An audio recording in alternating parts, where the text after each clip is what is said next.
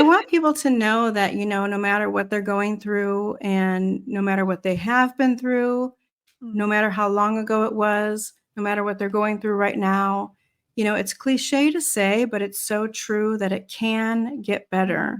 Don't give up hope just because you're, 40 or 50 or 60 years old. You still have a lot of life left, and there's no reason you can't continue on and love your life.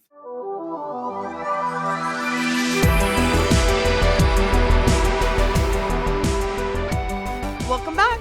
We're your hosts, Savannah and Kaylin.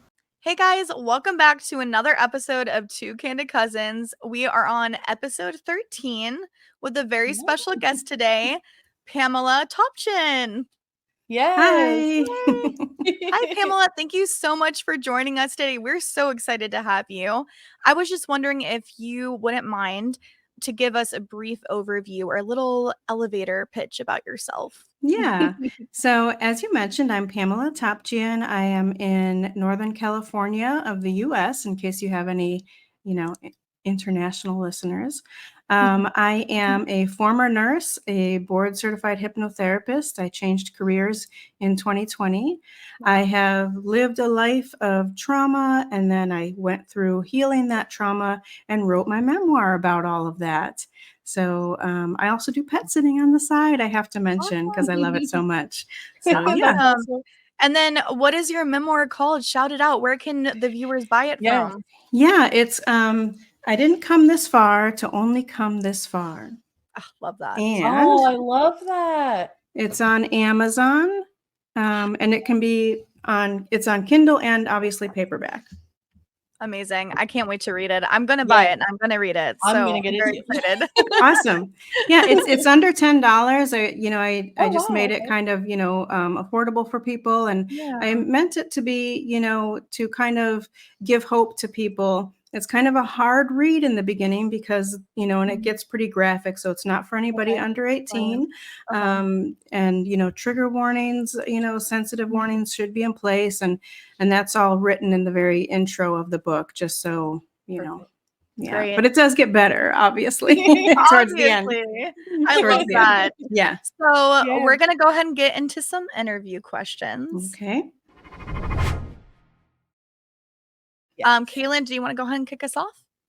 Yeah. So we kind of broke it up into a couple different sections. So that way we can kind of ask you everything today. Yeah. I think we've got some time. So this is good because you guys have enough time to kind of get into a little bit of everything. So that's awesome. I love it. Of course, only answer what you're comfortable, no pressure. I try not to do anything too crazy. I love to kind of open it. Well, it's all in the book, so Yeah, there we go. I'm out there. I'm an open book. So yeah, whatever. I love that. That's what our podcast is about. It's all about being candid and comfortable and speaking your mind and having a good time. So love the name. Thank you so much. So the first question I have, and I'm reading it off of my phone, so sorry if I'm looking down here. Are there any significant life experiences or challenges from your background that you feel have shaped your values and aspirations? Yeah. So as far as, you looking down to read, I also took some notes. So, so if I'm looking down, I'm reading also. So actually, all of them, I really feel like our whole life shapes us, all of it. And, I wouldn't be the person I am today without everything, like from childhood, middle adulthood, older adulthood. I wouldn't be who I am today. So I do believe it all shapes us. But, most of all, I would say, just I have learned to just live your life. Don't take anything for granted, but also don't, sit back in the sidelines, do what you love to do what you want to do. Don't live for somebody else.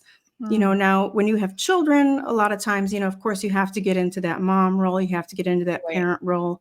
A lot of times with a lot of careers, as we'll talk about later with my nursing, but a lot of them will take you over and you become that. Don't lose yourself. So that's what I've learned through my life. Don't lose yourself in anything or anybody. I love that because finding your identity is so important. Absolutely. So the next question that we had, how have you developed coping strategies or resilience from your past experiences that may be valuable in your day-to-day life? Yeah. So anytime that I might be triggered, I look at it as an opportunity for growth. You Mm, know, I've been through a lot of healing, a lot of different things that have helped me to get to where I am today, away from, all the trauma of most of my life. And so sometimes you can feel like, oh my gosh, I thought I was over that. I thought we went through Yeah. that. I thought I was healed. But mhm, but that just shows you, your pain or your triggers is really just an opportunity to know where you still need some growth and where you still need some healing. So that has really helped me to cope with Love anything that. that comes up, is to mm, say, okay, this is coming up for a reason. Let me look deeper into that. mhm. Um, and also, I follow my feelings. I follow my gut. If I, Yeah. there's an article and it's an older article and it's meant for dating, but I really have, made this for my life is, if it's okay to swear here, right? Yes, Or you're not. good. Totally. So the article is something like, if it's not a fuck yeah, then it has to be a fuck no. So it's Oh, I like, love that. Yes. yeah. Like if you're not excited, if you hear about something or you're thinking about doing something or somebody invites you to Yeah. something or just anything, you're thinking about taking on a new project or a new course or Mm, whatever. If you're not like, yes, if you don't feel that, then it has to be a no. I that's love really good that. I advice. love that motto. Yeah. Yeah. So the article is meant for dating. If you're not really Mhm. excited Yeah, to go on this date with this person, then don't even waste your time. But Right. I've kind of right. taken that for my life. You can Yeah, apply it it to can all be super areas. cool. Yeah, all Yeah. areas for Mhm. sure, for sure. Yes, that and gotta trust the intuition for sure. Yes. Mhm. In what ways do you prefer to communicate your needs or boundaries related to your past trauma? So kind of like what I just said, anything that doesn't feel good, I just say no. And I have Yeah. no problem anymore like I used to, and most of us do. If somebody Yeah. wants to go do something and you don't really feel like it, but you do anyway because that person wants to, but Yeah. whether it's a friend or a partner or just anybody, um, I have no problem saying, "No, I'm not going," or "I'm not doing that," or, even like any podcast invites, if it doesn't feel right, I'm like, I don't think it's right for me." I don't I love do that. anything for other people. It's gotta Mm. feel right Right, for me. Yeah. right. It's funny you say that. Um, as you know, we're pretty new, 3 months Yeah. in. Yeah. So Yay. it's hard not to get eager and, Sure. be like, "I want everyone on here." Right. But we had a f we've been getting a lot of applications and, Right. networking, and it's a great experience, it's so important, but we had to sit back and say, "Okay, even though all of these people are great, Yeah. do they fit under our niches? Right. Right. Yep. Do they match our vibe and our energy?" Right. 'Cause that's very important to us, Mhm. Mhm. so it's definitely important to set boundaries and standards in Yeah. all aspects of life, Mhm. Yes, and learn to say absolutely. no, because that's me and Savannah this year has been a big year for us of Yeah. learning how to not people please and learning Yeah. Right. to set boundaries, even, like, the little stuff is the hard stuff, Oh, yeah. Right. Mhm. 'cause you don't Mhm. wanna seem like you're being, like, petty or Mhm. Right. just, how Yeah. it Oh, I goes. know. But, it's okay to be petty. It's Yes. Right. your Right. life. It's your whatever it is. It's your podcast. It's your life. It's okay to be Yeah. petty. And that's Yeah. what I'm learning. I was a chronic Yeah. people pleaser for so many Sure. years. I was like, I gotta make everyone happy. I gotta be Yeah. exactly what people want me to be. But no, I need to be who I want to be and who I need to Right. be, right? Like that's Right. really what it comes Absolutely. down to. Yes. Yes. Yep. So See, and you guys are learning this so young. Like I didn't learn this until my 50s. So so good yeah, for you. thank you. Thank you. How how comfortable are you sharing your experience with PTSD, post traumatic stress disorder? And what would you like others to understand about your condition? So, So how comfortable I am sharing about it, well, I wrote and published a book, so that tells Pretty you. comfortable. I think that it's really important for people to share their stories and to not be ashamed, and to, when you share your story, it invites other people to share theirs, and it invites other people to know that it's okay, that Mm. whatever happened to them, whatever is happened to them, or whatever they're going through, they're not alone. Others have been through similar situations and similar things, and that you can get through it. Yeah. So what I'd like people to know, and understand, is if I do say no, don't take it personally. If I Yeah. turn something down, it's not because of you, it's more because of what's going on inside of me, Yeah. And I think it's different for everybody. So anybody who Mhm. has PTSD or has been diagnosed with PTSD, it's going to be different for everybody. And it's Mhm. really a good idea to ask somebody, if you know somebody who has been through any kind of trauma, regardless of if they've been Mhm. diagnosed or not, if they've been, had some really deep, dark depression or some high anxiety, ask them before Yeah. ask them, if is this okay with you, or please feel Yeah. free to say no, or Mhm. anything like that. Just Create a safe space, definitely. Yeah. yeah, absolutely. Yeah. Yeah. Make sure there's other options for sure. Yeah. I love that. It's definitely important. And a lot of people go undiagnosed because they don't a lot of people are afraid to share their story, or it's Right. a big trigger for them, which is understandable. Mhm. Um, Yeah. but that's one step that could help someone that you don't even know Yeah. Right. realize, "Oh my goodness, I'm going through the same thing and I didn't even know." That's Right. So very important. when I started writing my book, I just was writing it while I was in therapy. I started writing it as a way to kind of connect the dots from Mm. what happened in childhood, and to kind of get myself to remember everything. And then I've had 2 toxic marriages, and it's just like, how did this lead to this, to this, to this? Yeah. Yes. And to try to Mhm. remember everything and connect those dots. And so I started kind of writing it for myself.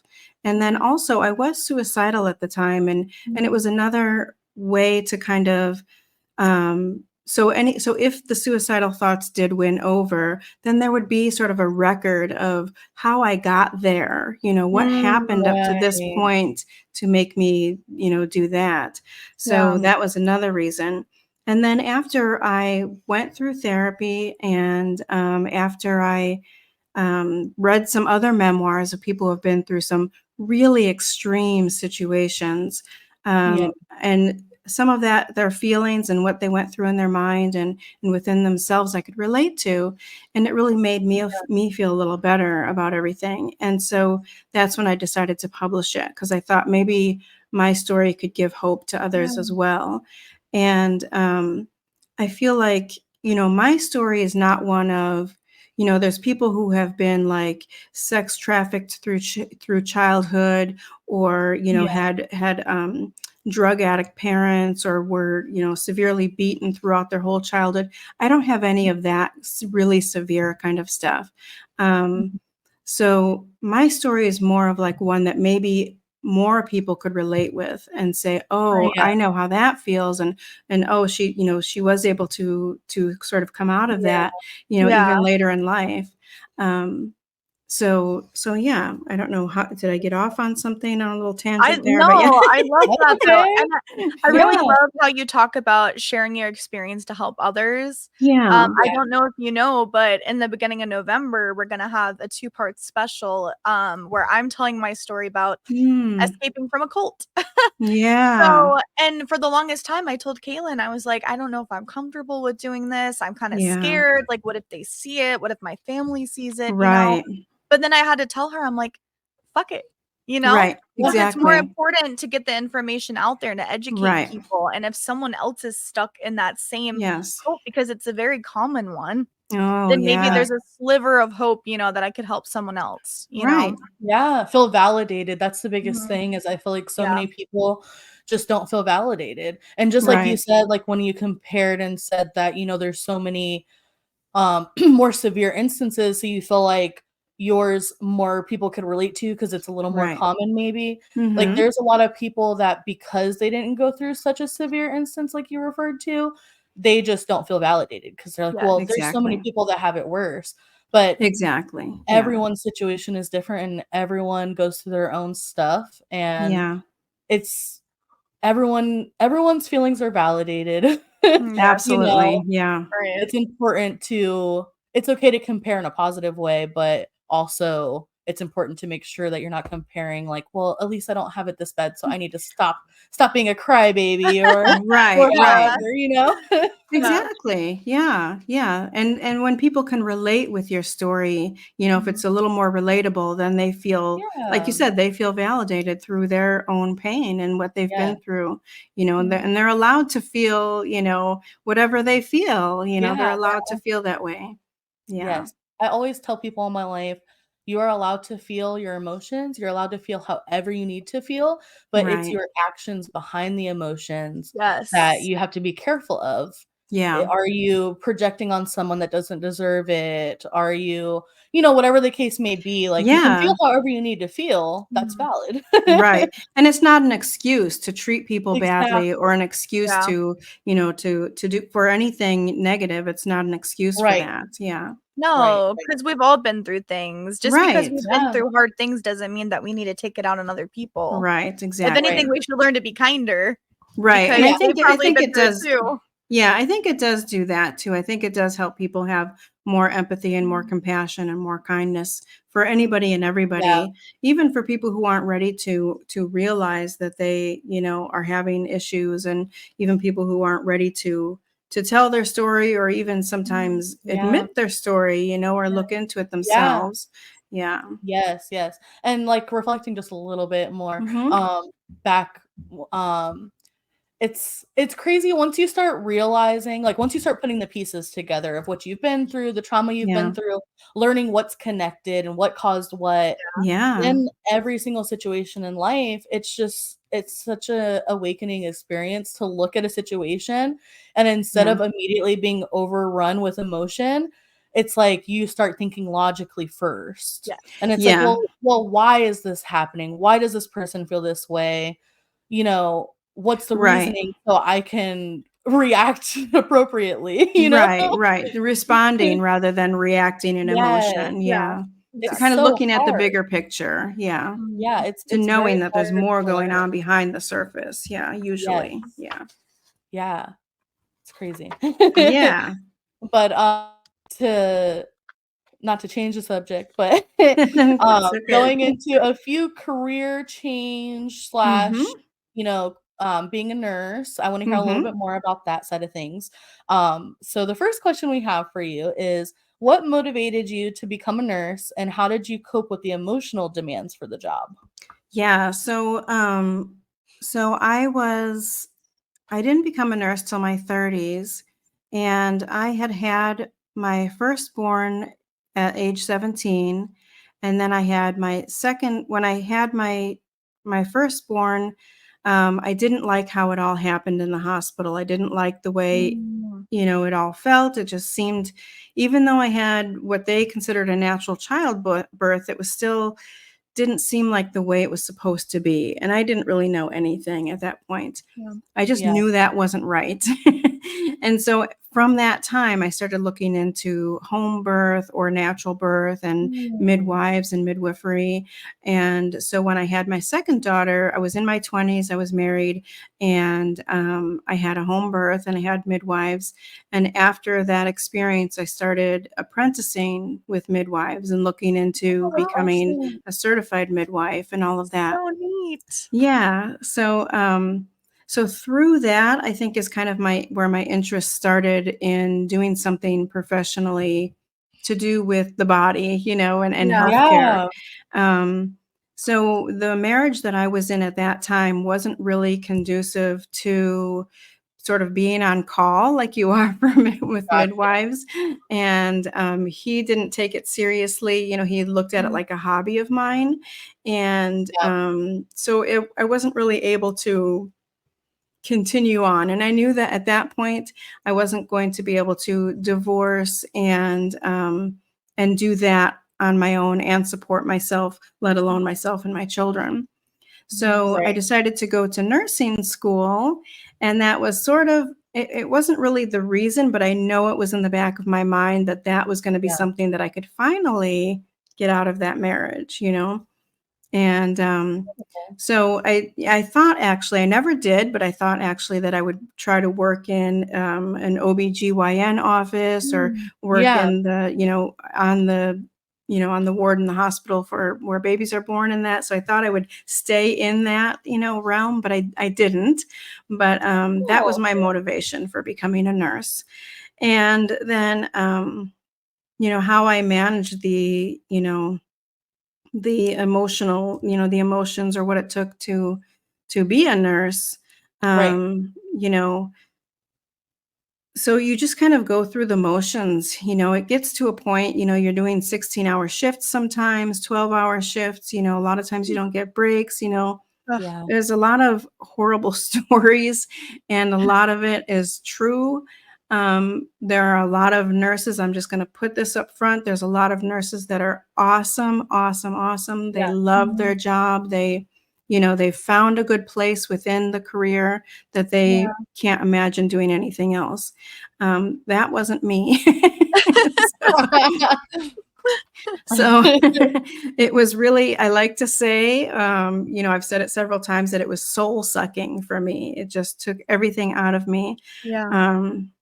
And so let me see. So I also, I'm actually writing a second book about the whole nursing career, my experience in nursing, and then why I left and how I left. And that book is coming out next year, but it also is just in reply or response to people asking me after reading my book more about that, and on podcasts and stuff. People, people want to know more about that. And I'm like, I think that can be a book on its own. Yeah, definitely. So, yeah. So I also, I've been meditating my whole life or my whole adult life, and that really helped, I would say. And then near the end of the nursing career, I started painting. I knew that I was like, I had to do something different. I was like, it was 2019, so it was just before the pandemic. But I was going to ask that. I was like, what can I, I felt myself, I had already been through therapy. I was already doing really well. And I felt like I was starting to sink down again, with depression and anxiety. And I was, I was a home health nurse at that point. And I was just like, what else do I need? What can I do? And I thought I needed like a creative outlet or something to get my mind, in a different headspace than than the nursing mind, and then just working and coming home and sleeping and, working and sleeping and, so, so I started painting just for fun, and so that really helped me too. Yeah. That's nice. We all have to have a little bit of, creativity and art in our life in some way, shape, or form. Absolutely. It's very important. Yeah. And that's something I wish I knew much earlier too. And something that I would tell other nurses, or anybody in any kind of demanding field, because nursing's not the only one. Do something that's completely different that you have an interest in. You don't have to be good at it. Nobody has to see it if you don't want them to. It's just for you, to have that outlet. Yeah. If it brings you joy, then do it. Exactly. Exactly. I love that. Yeah. That's beautiful. So moving on, can you describe a particularly challenging patient or a medical situation that you've encountered in your nursing career and how you manage that situation? Yeah. So, this is a interview question. So every interview that I've had for nursing, they ask you this question. So I will give you my standard answer. So I had this patient, this is early on in my nursing career, but I was in a nursing home and this one patient, Alzheimer's, completely out of her mind. And they couldn't give her medication orally. She would spit it out, fight, everything else. So they gave her medication through a suppository. And people would have to hold her down. Like you'd get, it's like, okay, are we ready? We're going to go in that room, and people have to hold her down. It's a horrible experience for her. And every day, but this one patient also really enjoyed having lotion put on them, their whole body before bed. So we would help change her, put the lotion on her, put her in her pajamas and put her to bed. And it helped relax her before she went to bed. So my solution was, let's give her suppository as we're lotioning her down. That's so smart. And have everybody there just in case, but let's not start it with holding her down, and fighting. But it went really well. She'd be like, oh,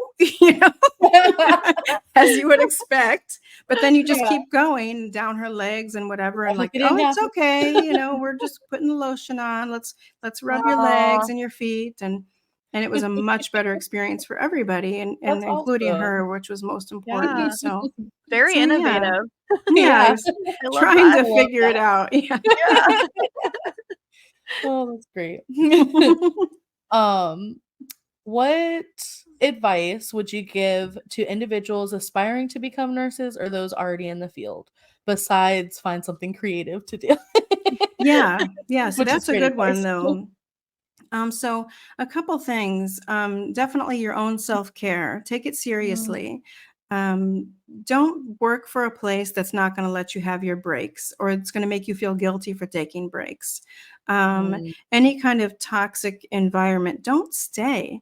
There's a million nursing jobs, you're always going to be able to find a job as a nurse. So don't stay in a toxic environment. There's no reason for it. Also, there's so many different areas of nursing that you can work. So find a place that fits well for you, that you are excited to do.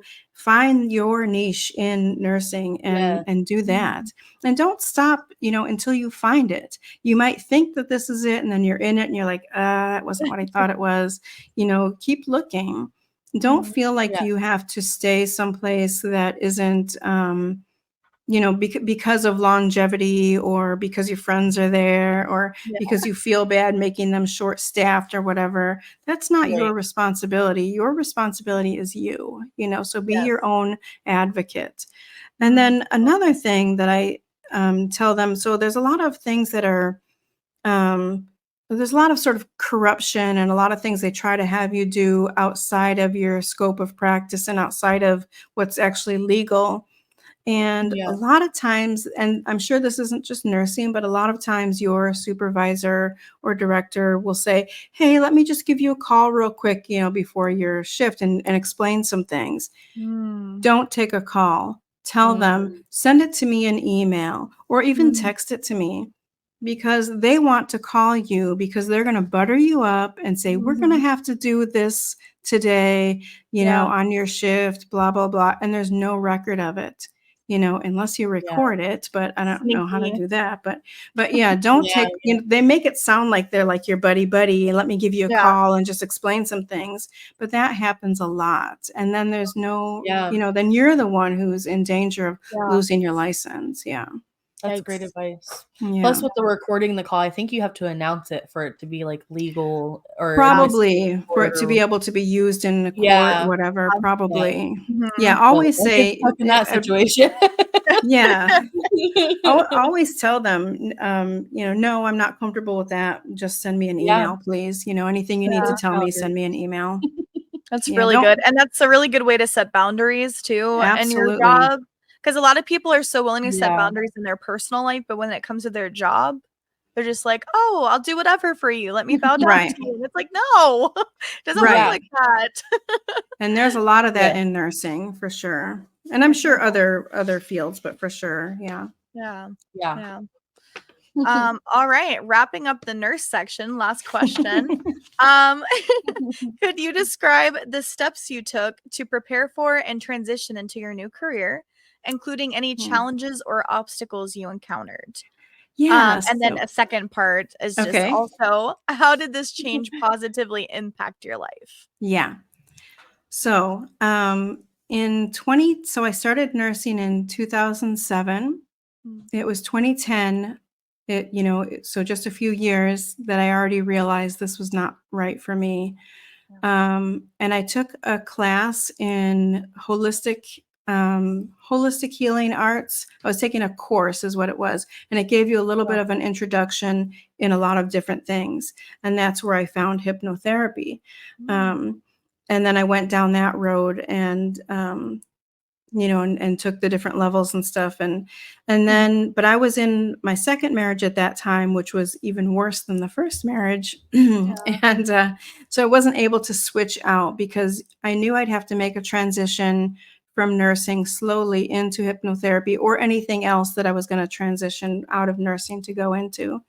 And so I wasn't able to do that at that time because that marriage with that husband, he was, he couldn't keep a job. I was the one mainly, bringing in the money for the household. And so fast forward, so when I left that marriage, I had a big mental breakdown, and I know we're probably going to get into that a little more later, but but when I left that marriage, that's when I had a big mental breakdown, had a big move, and started up nursing again after some therapy, after a year off of it. And I only did it so that I could be, make some money and be self-sufficient. And I knew that it was still something I didn't really want to do or that wasn't right for me. And so then I actually did like a guided meditation of something, it was like for finding your soul's purpose or something like that. And so I'm just so the YouTube channel for that is Michael Seeley. So I don't know him personally or anything, but it's amazing. I'll have to check that out. Yes, you will. So so I did one of his guided meditations, and it was one for I think it was finding your soul's purpose or something. And it wasn't that I had forgotten about hypnotherapy, but it was just way in the back of my mind, and I just didn't know how to do that now or whatever. So so at that point, so I did that guided meditation, and I saw in the meditation, I saw me doing hypnotherapy, and I'm very visual. And so I dream very vividly and so that would be great for you. So, so when I did that, I saw myself with a lotus tattoo on my chest like this, which I didn't have at the time. And, and so I thought, oh, that's interesting. I just kind of was made kind of a mental note of that, but I was really excited to see hypnotherapy come up for me in that guided meditation. So I started looking for schools in my area because I had moved far away at that point. And of course you could do it online, but I'm older. I just thought of what schools could I do in my area. And so I found one, and I made plans to go just to go check it out, talk to the director and the owner, and just kind of start tiptoeing that direction, And when I went there, it was so it felt so familiar. It was a deja vu experience. And I had to park in an area that was a weird parking area. It was curved. And as soon as I parked, and I had never been to this part of town before.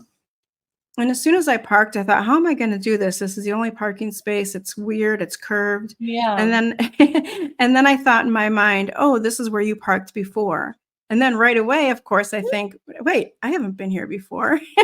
So that was my first indication of this is something weird. So when I got out of the car, I walk up to the building. It had some neat kind of cobblestone sidewalk. It had these lanterns and just everything. It had a fountain right in front of the door. Everything was a really unique kind of design and decorations. And it all looked so familiar, even to the point of when you open the door, it had these big brass bells, and when you walked in, it had another kind of a fountain. So every little step of the way was I know this. Wow. I had to have been here before. So I even asked the director, I'm like, have I been here before? And we were laughing. And then, I hadn't been there. I knew I hadn't been there. But so then when I walked out, I was like, oh my gosh, that was deja vu. It's like, I had deja vu experience. It was so amazing. So That's great. everything seemed to fit, of course, right? Of course it's going to after that. And then, so I had put an item up for sale in one of those groups that is like for sale or for trade, just like a household item. And so then I had a tattoo artist ask me, would you be willing to take a tattoo for your item in trade for your item? So my first thought was, there's my lotus. Yeah. I love that. I know. That's a great story. Yeah. So I actually have that same story, about a 15-minute long version of it, on my YouTube channel, which is just my name. But I tell the story, and it's about I think it's called My Deja Vu Experience and My Tattoo or something like that. But it's that story. That. Very cool. Yeah. That's so great. We'll have to go watch the extended version. Yeah. We can link to it in our description too. Oh, awesome. And other people can watch it. So I only have like 75 subscribers, so that would be great. Yeah, we'll link all of your information. If you want us to put like your website, whatever you prefer us to put down there, we'll link it all. Great, thank you. So to transition, so that was 2019, and so the new classes and courses started in 2020, and in January, I believe it was. So then it was April, we had to move it to online. So I was still doing my nursing career. And then April 2020, we had kind of a shutdown, and a lot of the, so I was an LVN, LPN, a licensed nurse, not a registered nurse. So they had made, for home health, they had made all for the company I was working for anyway, they had made all the RNs take over for the LVNs for the very extreme home health cases that still needed people coming in. But a lot of them, they made sure that the people, in the household were trained or knew how to do things, and they just didn't have their home health nurse come in, or the ones that absolutely needed one, they gave those jobs to the RNs because they could, they could do more, really. I mean, it made sense, but it was kind of like, for me, then I was home, So that was how I kind of transitioned out of it. It was really the pandemic that helped, push me out of it. And so, and we were doing our hypnotherapy online anyway for our classes, and we were taking people as practice clients. And, I had even somebody in Paris, it was like everywhere. I've had 2 clients in Canada. And so it really opened it up to, when we're first learning, they're telling you, it's probably best in person. And we want you to get all your volunteer clients in person so you can get used to that. But of course, the pandemic, stopped that. So we didn't stop our classes. We were doing it all online. And so that really opened us up to, to be able to do that and feel comfortable with that.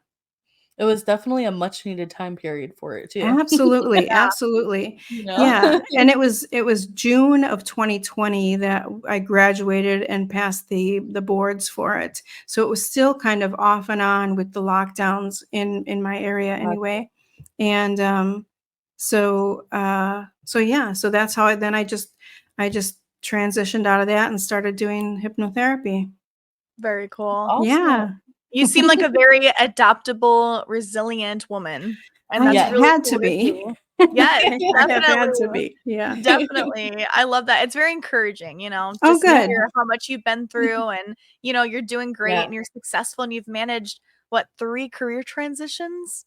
Well, I would just say the one, just the, nursing. Well, Nurse and hypnotherapy. You can't forget about the pet sitting though. Oh, right. And I'm still doing that because I can do my hypnotherapy when I'm pet sitting. So I do overnight pet sitting. Oh, that's so perfect. I know. I love it. I love it so much.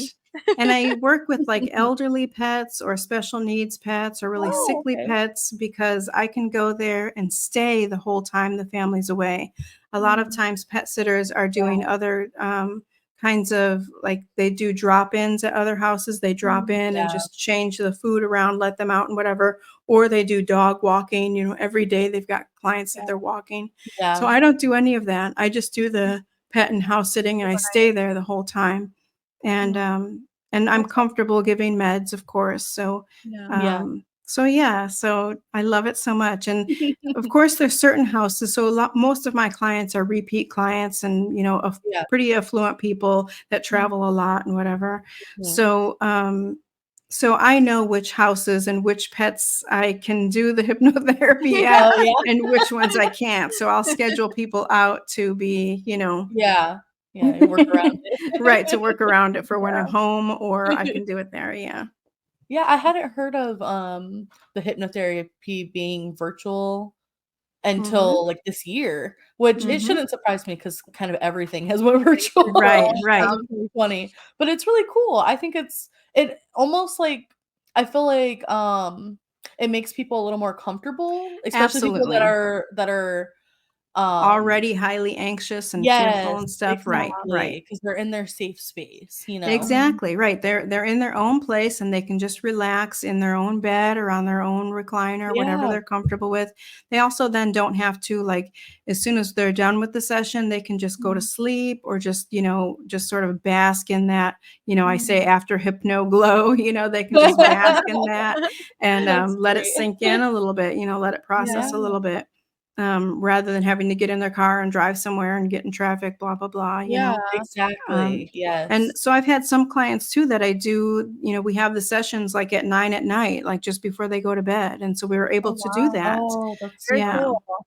How Yeah. this is just like a random question, but It's how okay. often do, clients typically schedule hypnotherapy sessions? Like, how I'm not frequently?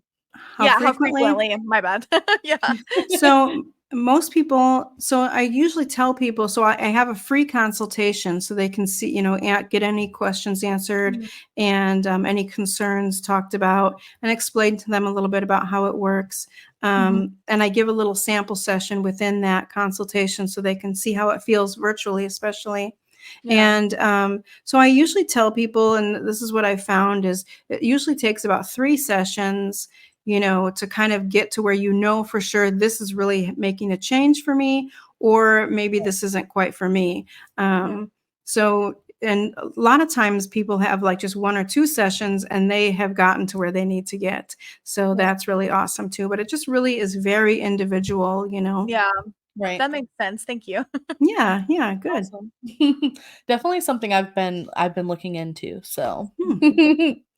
um, going into the hypnotherapy questions, Mhm. this one is very interviewee as well, so just a heads up. Can you explain the principles and techniques you use to induce a state of hypnosis in clients, as well as your ethical guidelines that you follow? Yeah, so it's very much like a guided meditation, but it just goes deeper. And instead of a deep relaxation, it's more of a hyper focus for your Mm, subconscious mind. So it's really just relaxing the physical body first, and then quieting the conscious mind. And then we address the subconscious mind for any changes that the person wants to see. And it's very forward focused. Like sometimes we will go into some stuff in the past because that stuff has to be brought up in Yeah. order to sort of resolve that, or to have awareness yeah. around that. Mhm. But more so, it's more of like a forward focus of, where do I want to be? And we're going to show you that in your mind's eye, in your subconscious. We're Mm, going to show you that. We're going to address the subconscious mind to move in those directions. Excuse me. right.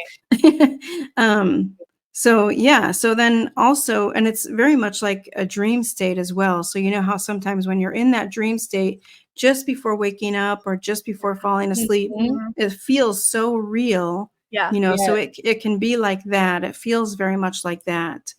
Um, but so as far as my own ethical guidelines, so we're taught not to use hypnotherapy with anybody that has schizophrenia.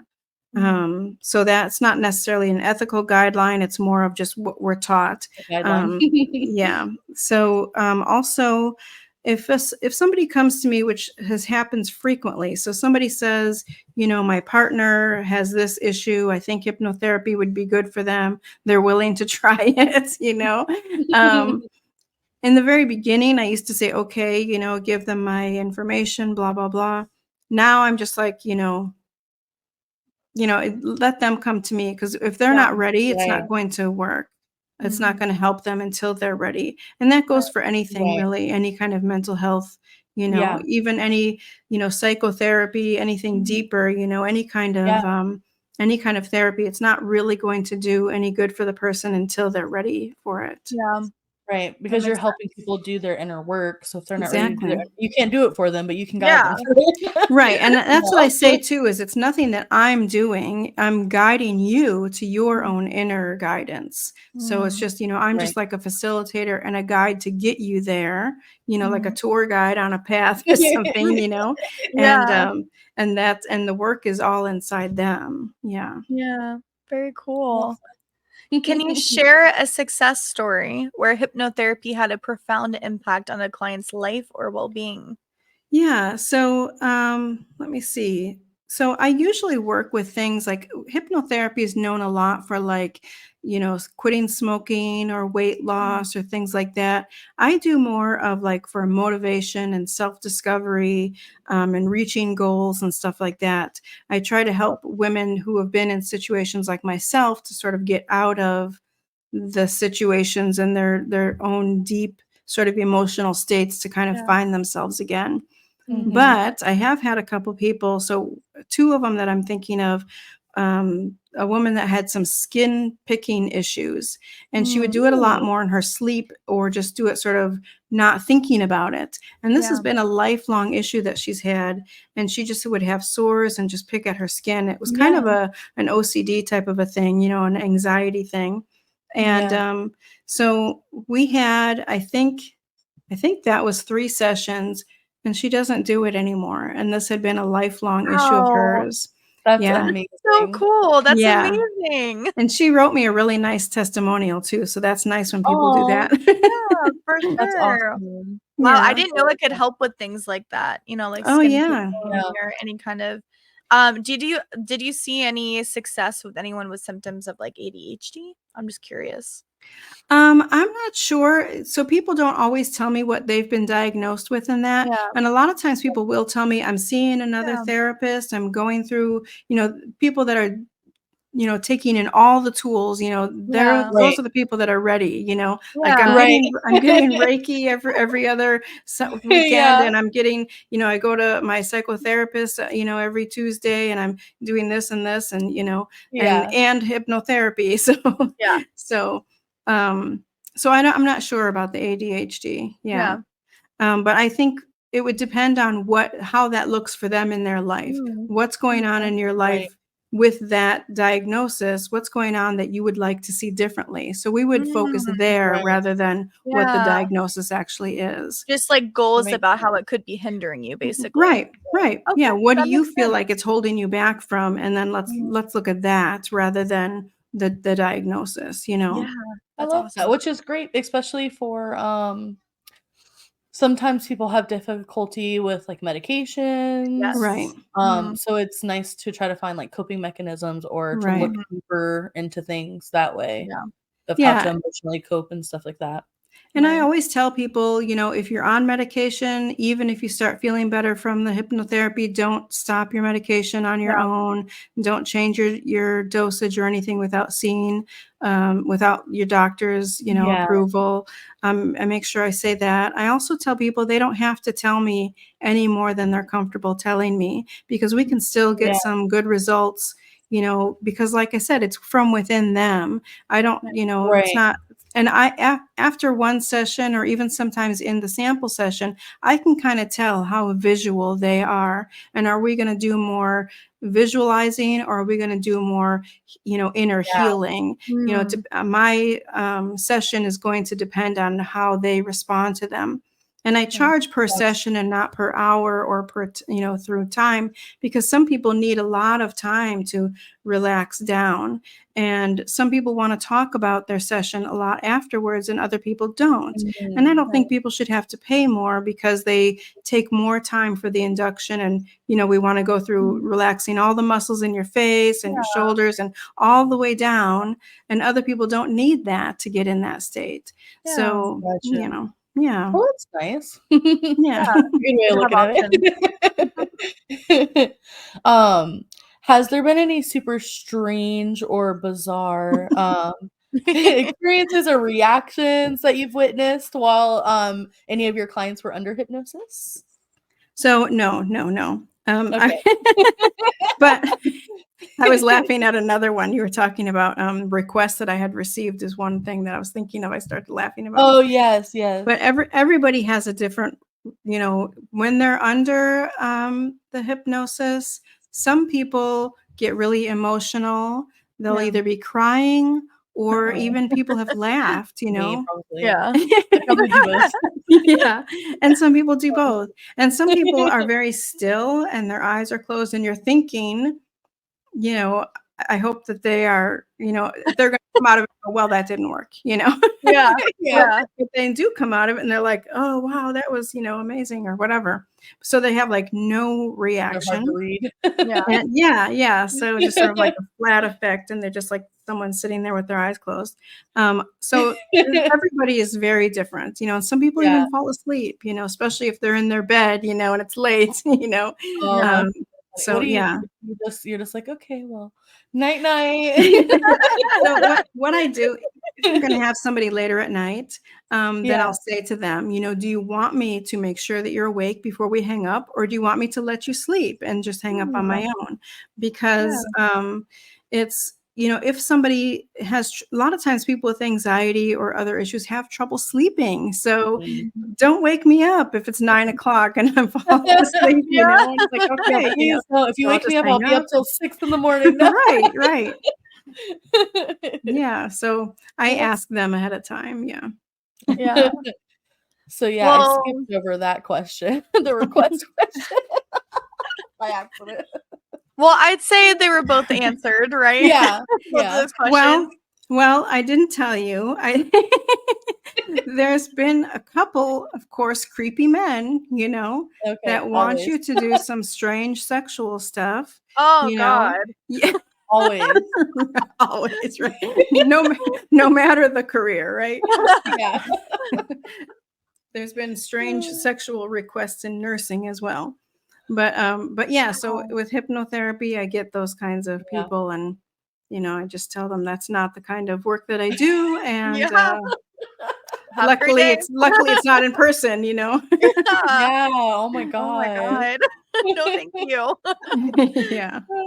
But that's gotta be one of the hardest things, like, at least I would imagine, is just that everybody is so different and kind of that you don't really know what to expect. That would give me anxiety. Yeah. Well, that's part of what the free consultation is for. It's for me as much as it is for them, and if I feel like it's not a good fit or they're looking for something that I don't necessarily have a lot of confidence in doing, or it's not necessarily my specialty, I have definitely referred out because I know other hypnotherapists.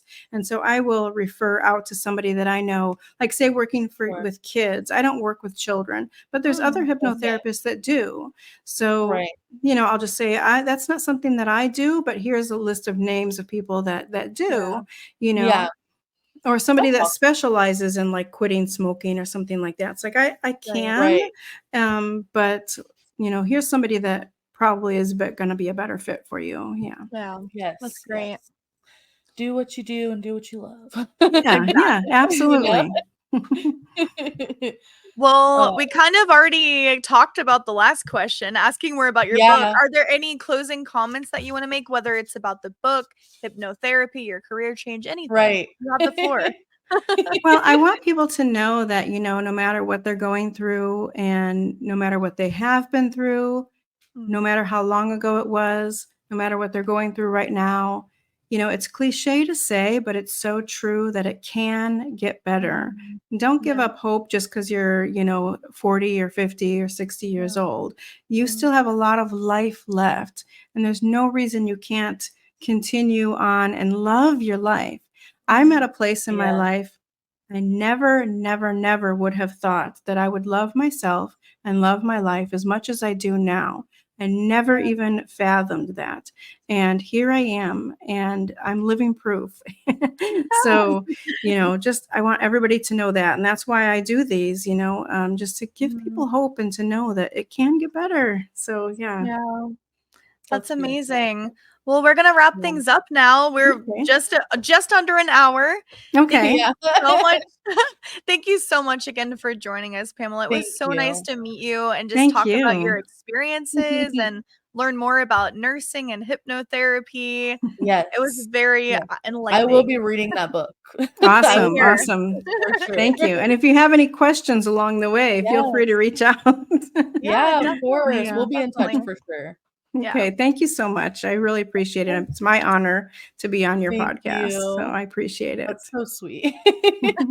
Thank you everyone for watching. We appreciate you as always. And see you guys next week. Yes, Bye. see you next week. Bye.